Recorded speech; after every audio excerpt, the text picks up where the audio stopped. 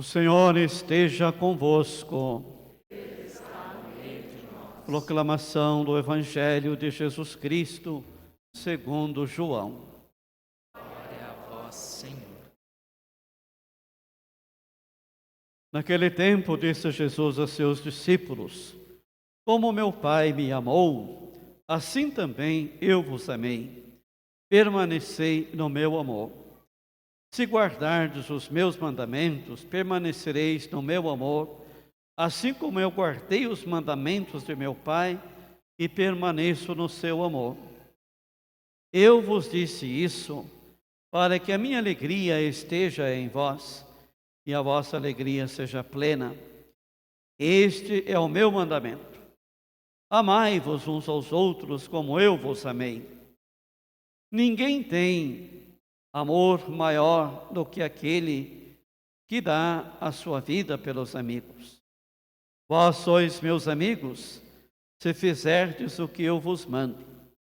Já não vos chamo servos, pois o servo não sabe o que faz o seu senhor. Eu vos chamo amigos, porque vos dei a conhecer tudo o que ouvi de meu Pai. Não fostes vós que me escolhestes, mas fui eu quem vos escolhi, e vos dignei para irdes e para que produzais fruto, e o vosso fruto permaneça.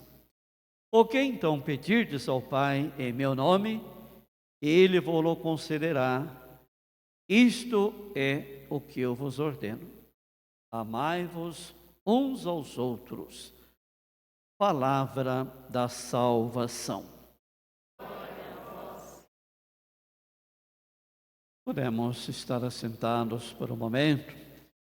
Queridos irmãos e irmãs, estamos vivenciando o 6º domingo do tempo pascal e hoje nós vemos também a manifestação do próprio Espírito Santo. Poderíamos dizer que esta primeira leitura dos Atos dos Apóstolos é basicamente um Pentecostes que acontece ali quando desta visita de Pedro à casa de um pagão, portanto Cornélio. Cornélio era militar, tinha o seu exército em Cesareia. Ele era representante, portanto, no Império Romano. Longe, portanto, de imaginar que um judeu pudesse entrar na casa de um pagão. Seria motivo de impureza, de escândalo. Porém, vemos nesta primeira leitura, Cornélio, quando avista Pedro, que estava para entrar na sua casa, saiu-lhe ao encontro, caiu aos seus pés e prostrou, porque Cornélio percebeu na figura de Pedro um representante de Deus. Então, por isso, ele cai aos pés e se prostra diante de Pedro. Mas Pedro levantou e disse: levanta-te, eu também sou um homem. Então Pedro toma a palavra e disse: de fato, eu estou compreendendo que Deus não faz distinção entre as pessoas. Não é? Pelo contrário, Ele aceita quem o teme e pratica justiça, qualquer que seja a nação que pertence. Olha aí, que compreensão bonita que Pedro chega, não é? De um Deus que não veio exclusivamente, somente para uma raça, para um povo, mas um Deus que veio exatamente para salvar a todos. Então Pedro compreende isso neste gesto de acolhida deste pagão, do Cornélio, de cair aos seus pés, porque ele reconheceu em Pedro a figura do próprio Deus. Então o critério não é a religião nem a raça para se herdar o reino dos céus, mas o critério é exatamente esse: é o amor, é a fraternidade, é a acolhida, é o respeito.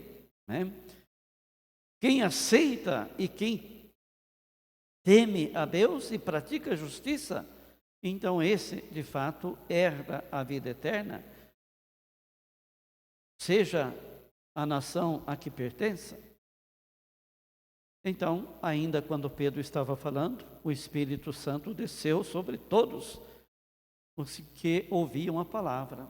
Então, poderíamos dizer aqui um Pentecostes, a vinda do Espírito Santo sobre aquela comunidade, né?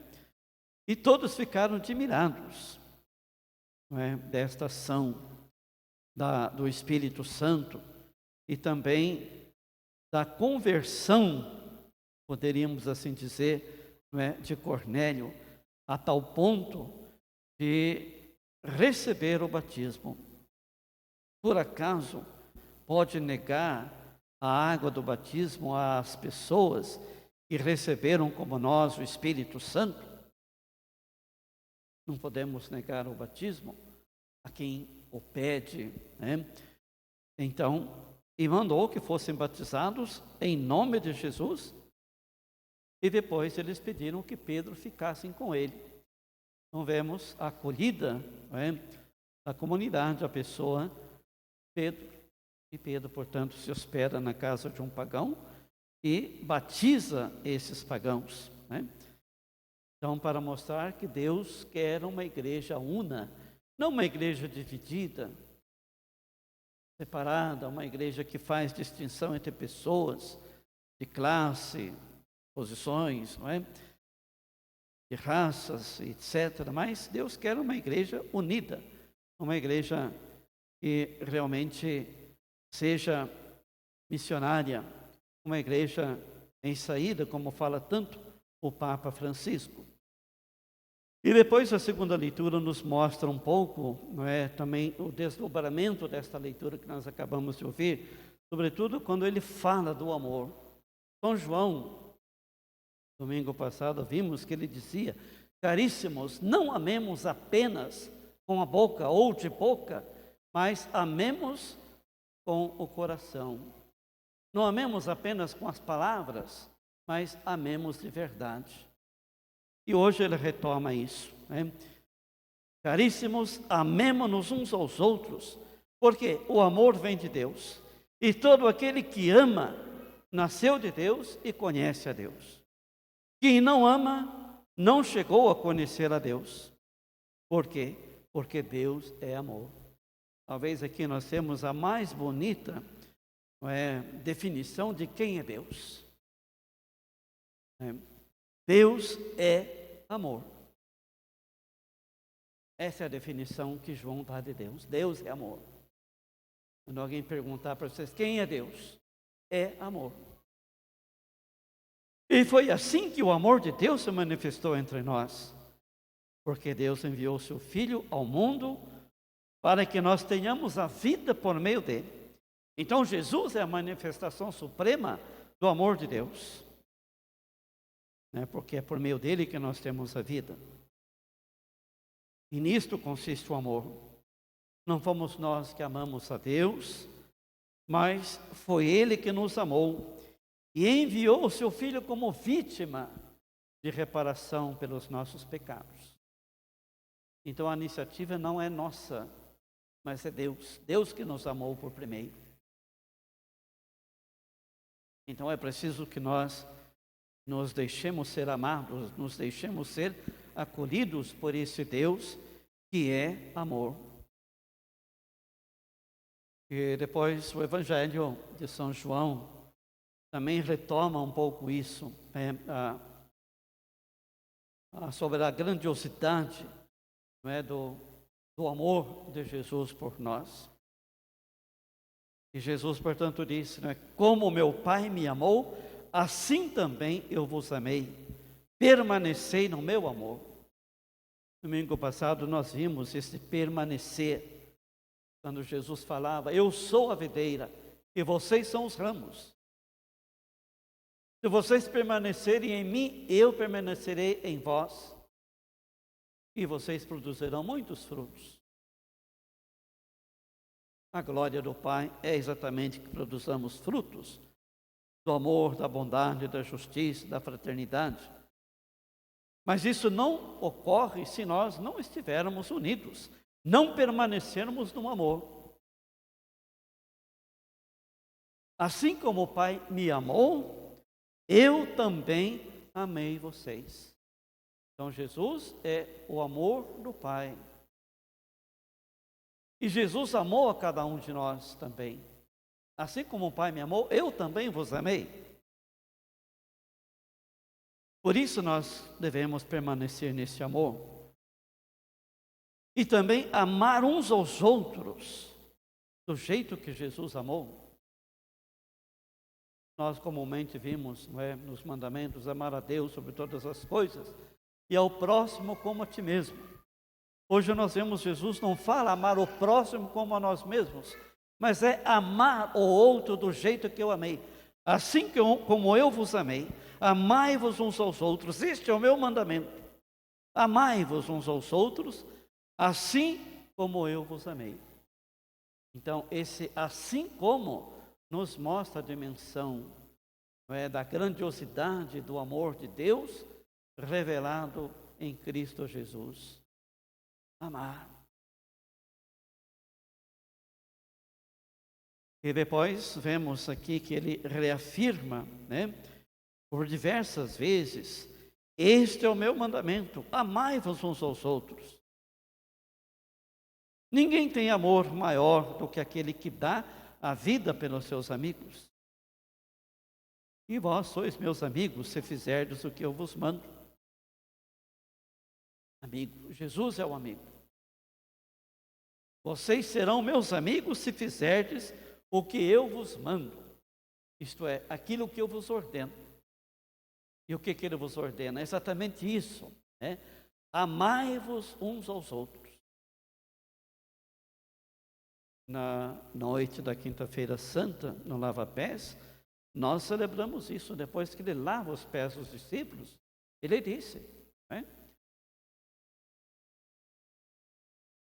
Se eu sou o mestre, Senhor, vos laveis os pés, vocês também deverão lavar os pés uns dos outros. Então esse é o maior mandamento, não é? Dar a vida, estar a serviço, amar. Ninguém tem amor maior do que aquele que dá a vida pelos seus amigos. Eu vos chamo de amigos, porque vos dei a conhecer tudo o que ouvi do meu Pai. Portanto, Jesus é a plenitude da revelação do amor do Pai. Eu vos chamo de amigo por quê? Porque eu vos dei a conhecer, eu revelei o amor do Pai para vocês, vos dei a conhecer tudo o que eu vi. Então vocês são os meus amigos. Não é? Já não vos chamo servos, mas de amigos. O servo não sabe o que faz o seu senhor, mas eu vos chamo de amigo porque eu revelei, eu manifestei o amor que ouvi de meu Pai. E depois ele diz, não fostes vós que me escolhestes, mas fui eu quem vos escolhi. Então, não fomos nós que escolhemos a Jesus, mas foi Ele que nos escolheu e nos designou para que nós possamos produzir os frutos e o fruto permaneça. E domingo passado ele dizia ainda que sem mim nada podeis fazer. Um ramo desligado da videira, do tronco, ele não pode produzir nada. Ele seca. E uma vez seco é recolhido e queimado no fogo. Por isso os ramos somos cada um de nós, somos a igreja. E devemos permanecer, portanto, neste amor de Jesus. Né? Até como condição para recebermos de Deus aquilo que nós pedimos. O que então pedirdes ao Pai em meu nome, Ele vos concederá. Mas para isso, precisamos permanecer nele, unidos a Ele. Assim como o Pai amou Jesus, Jesus nos amou e nós devemos amar. uns aos outros, do jeito que Ele amou. Isto é, não reservando nada para nós, mas entregando tudo para que então se manifeste o amor, se manifeste a bondade. E no final, ele lembra mais uma vez, terminando o Evangelho: isto é o que eu vos ordeno: amai-vos uns aos outros. Então, esta é a nossa identidade cristã, amar. Quem não ama, não é cristão. Porque o amar pressupõe sair-se de si mesmo, descentrar-se de si mesmo, colocar a sua vida sob o dinamismo do outro. Então, esse é o amor. É a nossa identidade cristã. Interessante notarmos ainda que Jesus não pede que nós amemos a Ele, mas ame-se uns aos outros. Porque amando uns aos outros, nós estaremos amando também Jesus. Não dá para dissociar Jesus do outro, da comunidade, do irmão. Então, amar a Jesus é amar o irmão. Amar o irmão é amar a Jesus. Por isso ele não pede que amemos a Ele, mas amar, os irmãos. Amai-vos uns aos outros, assim como eu vos amei.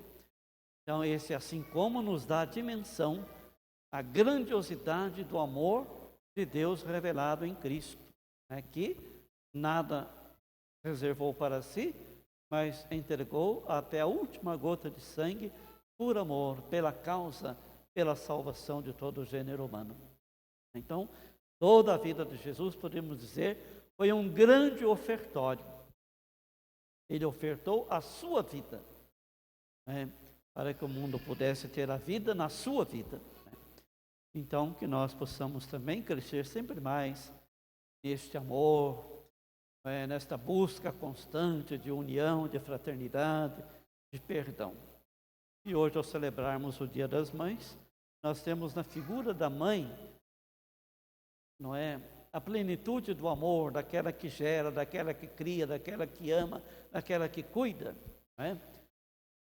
E estamos no mês de Maria. Maria é a mãe de todas as mães, é a nossa mãe, a mãe da igreja. Então, pensamos que Maria derrama muitas graças, muita luz sobre a vida de cada um de nós, sobre nossas famílias, para que possamos assim enfrentar também as adversidades da vida com muita fé, com muita esperança, porque Deus nos ama, porque Deus nos quer bem. Ele é o nosso amigo, o grande amigo, que dá a vida por nós, que deu a vida por nós e continua doando a sua vida por nós, todas as vezes que nós nos reunimos para celebrar a Eucaristia.